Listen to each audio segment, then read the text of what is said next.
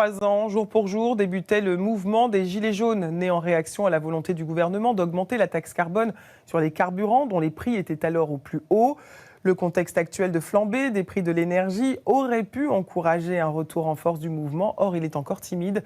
Alors, 3 ans plus tard, que reste-t-il des Gilets jaunes? Quelques irréductibles, des anti-Macron ou des anti-pass sanitaires.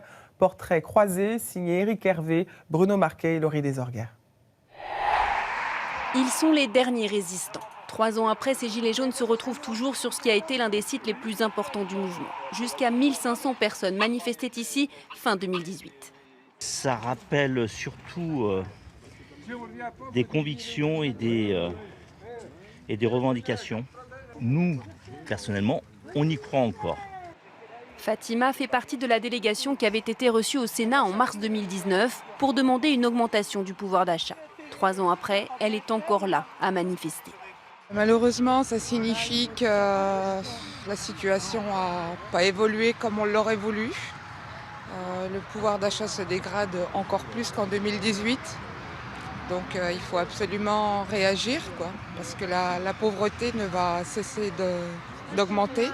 La pauvreté et le faible pouvoir d'achat, c'était bien le point de départ du mouvement qui a duré des mois. Parti d'un ras-le-bol alors que les prix de l'essence ne cessaient d'augmenter jusqu'à atteindre 1,53 € le litre de gasoil.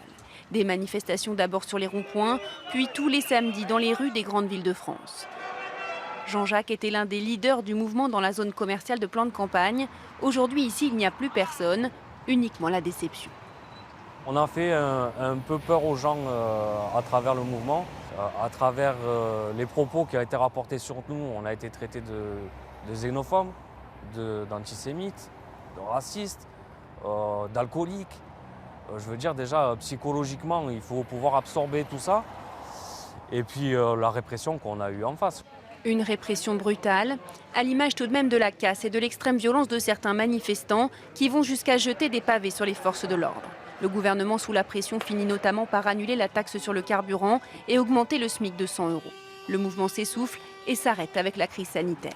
Mais aujourd'hui, le prix de l'essence atteint des niveaux similaires à 2018 et certains espèrent sans trop y croire que le vent de révolte souffle de nouveau.